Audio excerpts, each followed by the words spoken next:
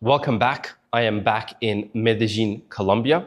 And if you spare me the next 10 minutes, I'm going to show you guys exactly how I made over $10 million in sales since 2017. And for each year, I'm going to tell you guys exactly the three main things that I focused on to get sales. And then I'll bring it back to 2025 and what I'm focusing on for the brand that I'm currently building that I launched about 2-3 months ago.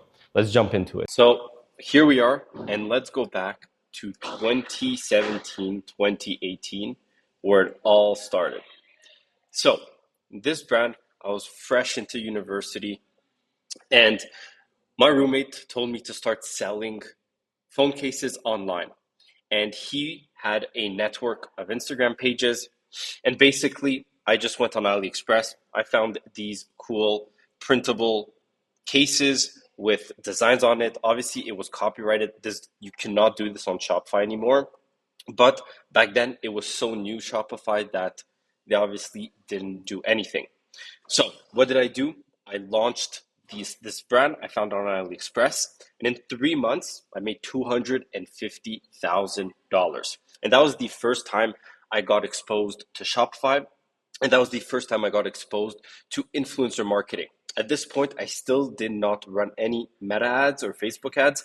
It was all based on Instagram shoutouts and influencers. So the number one thing that helped us with this brand, IG shoutouts. We would just send pictures of lifestyle images of the case with Rolexes, with Porsches, Ferraris, whatever it might be, and we would send it to all these different accounts on IG that used to have luxury lifestyles.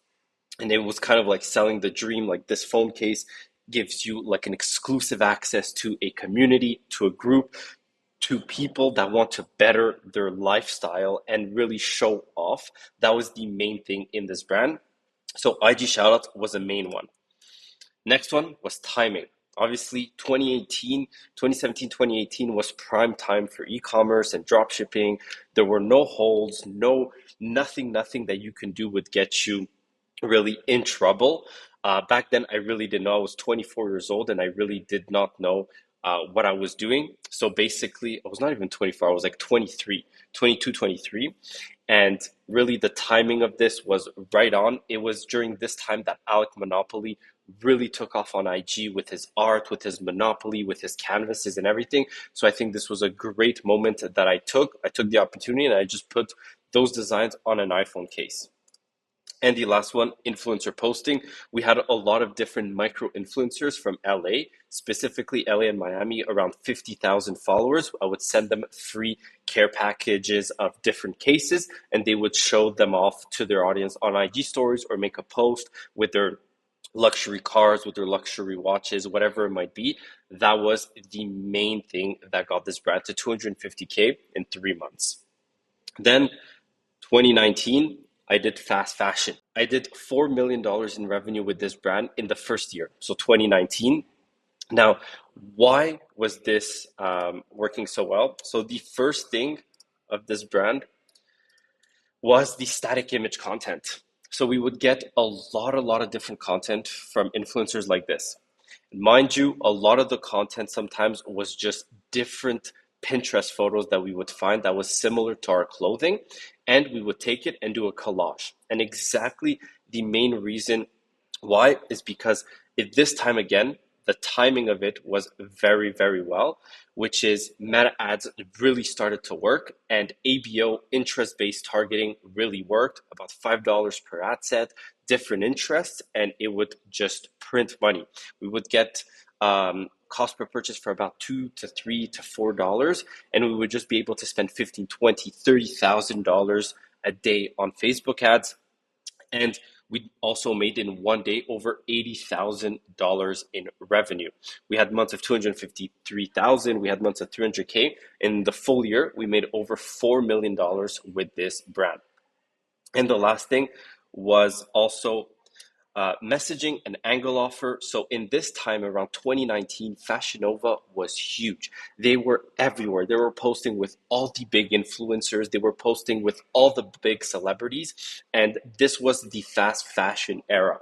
And I tried to capitalize on it and make the clothes even cheaper for the audience that I was going. I was really going for like kind of middle class America or lower class America, and this was a very very good strategy. We knew exactly who we were speaking to. We knew exactly the angle, and I'll give you guys an example.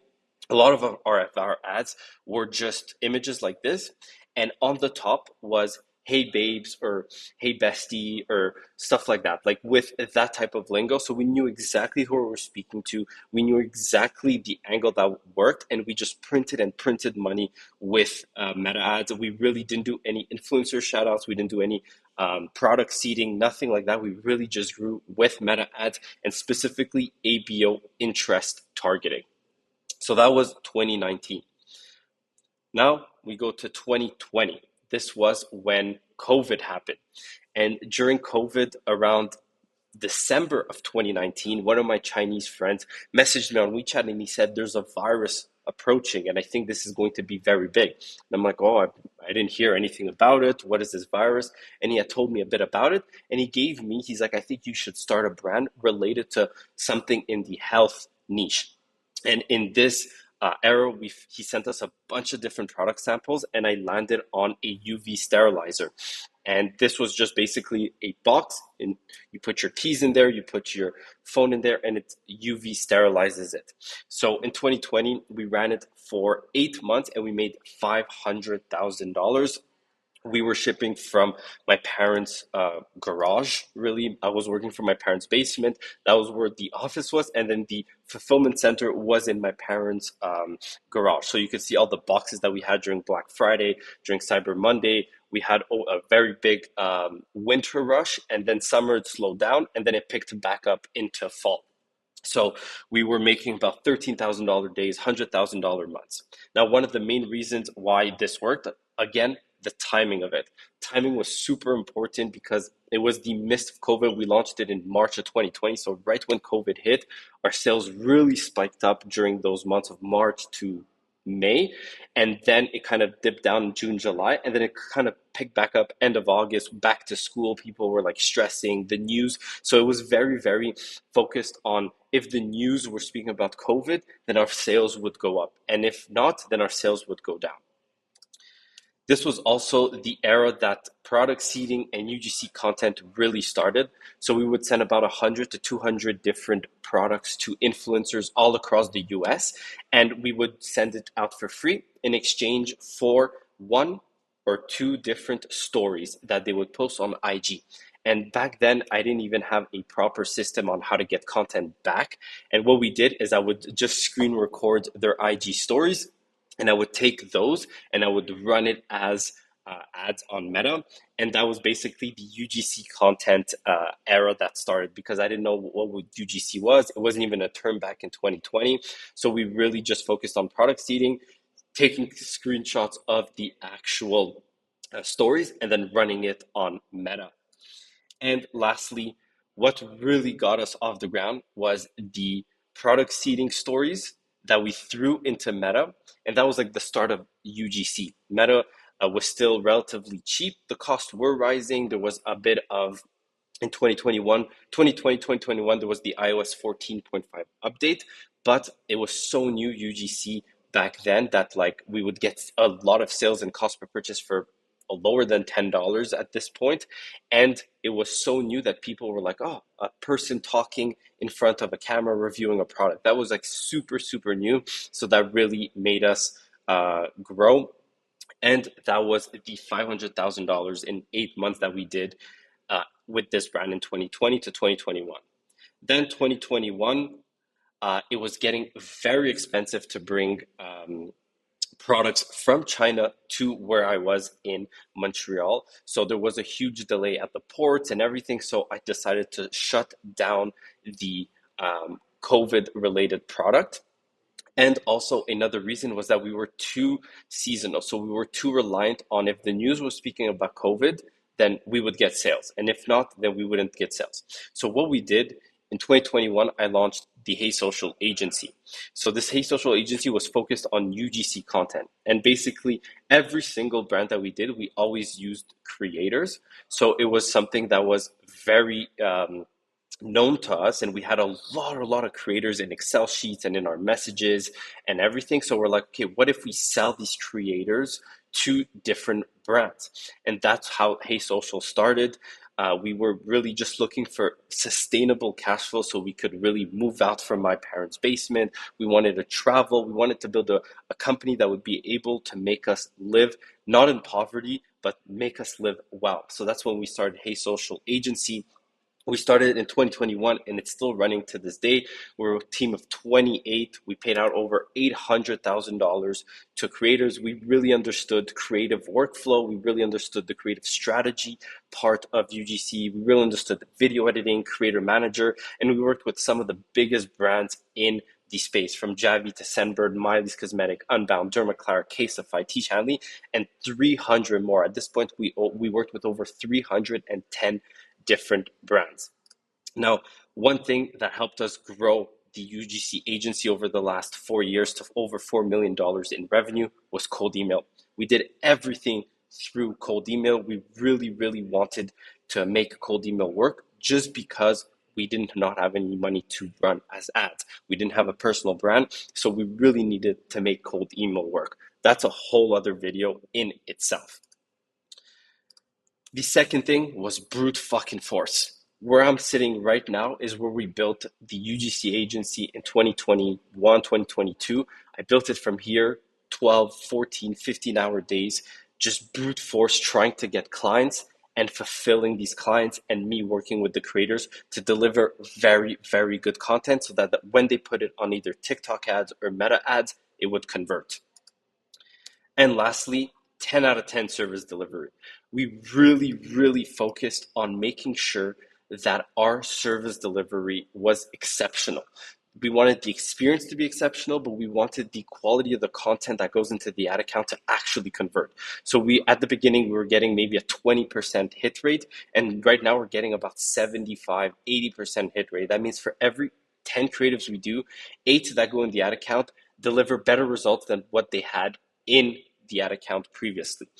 So that's how we built the Hey Social agency up until 2024 when we decided to pivot.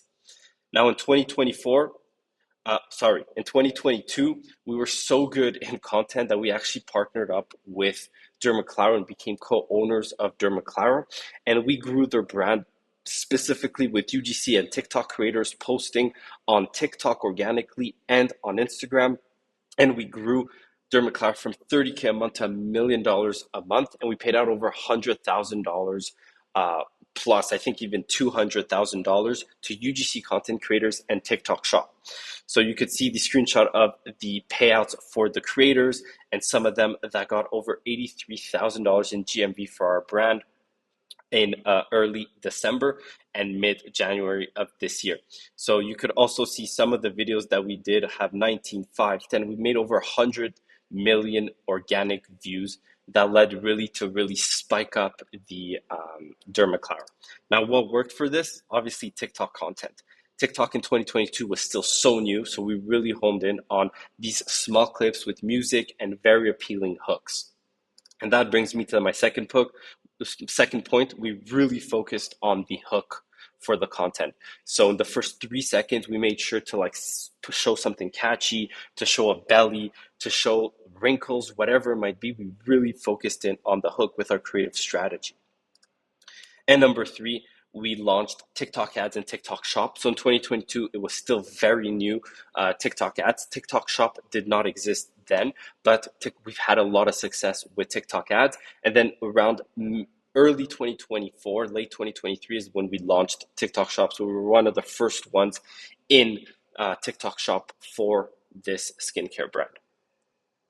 Now, fast forward to 2024, we decided to launch the Creator Hive community. So we had all these creators into our community that we worked with, that we paid out over $800,000. And we're like, we have to make a community. We have to make them very good creators. And this in the future would help us for our brands, because in 2024 we decided, you know what, like we have to hone down on the agency and really focus on building our internal brands, because that is the future, creator-led brands. So we decided to open up Creator Hive, and we have over 1,400 members in the school community. We teach them, we go on calls every week to teach them about content, how to be very good UGC content creators, as well as how to do a lot of TikTok shop. And in 2025, right now, I'm still keeping the brand hush hush, but we launched a new brand. And what is really going to help us with the brand is basically all the creators. So we want a creator-led brand. So we have over 9,000 people in our community for creators and 1,400 in our creator hive. And this is really going to help us accelerate the growth of our brand and give us the competitive advantage to really scale up brands. So that is the first thing. Second thing is TikTok shop. We're really going to focus on TikTok shop this year. We're almost at the point of getting approved. And obviously with all the creators that we have in our community, all the content that we're able to get with our workflow at a very, very high pace and fast pace, we are able to really hone in on TikTok shop and really blow it up. And thirdly, angles, offers, and listicles. So we're going into a competitive niche, which is beauty and skincare. But with the right angles and the right offers, I know we'll be able to make it work.